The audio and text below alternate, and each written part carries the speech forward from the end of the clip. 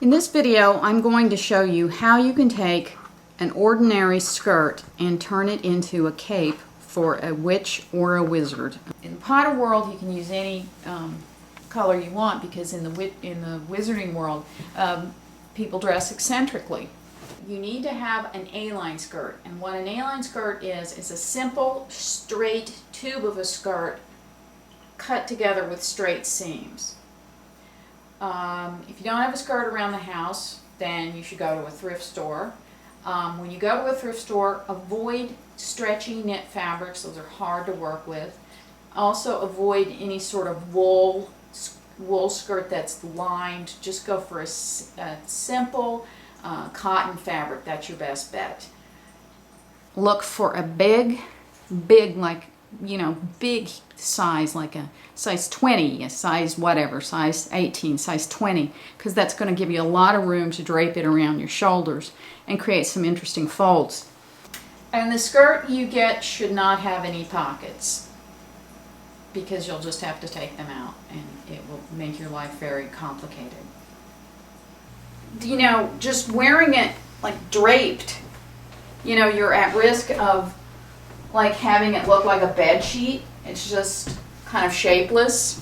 I made this cape to wear to a Harry Potter convention. So I started with an ordinary tartan skirt, plaid skirt. It was knit. It was cut on the bias, which means it was cut on the angle, and that makes it a lot harder to work with. You're going to need a pen that's made specially for marking on fabric if you need to mark your seams. You're going to need a gauge, and that gauge you can use a regular ruler or a gauge made for fabrics. You're going to need straight pins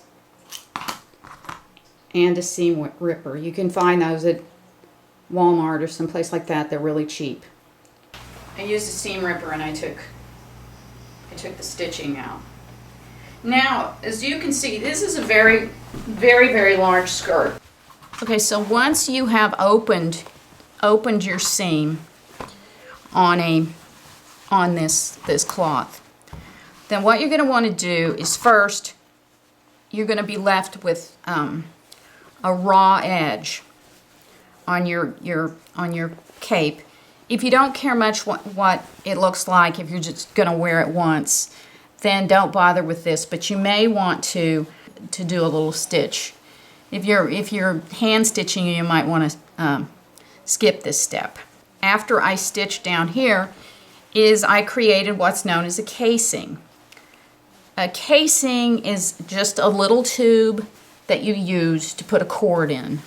Because the edge of the fabric was already finished, all I had to do was just like fold this over and stitch down the edge.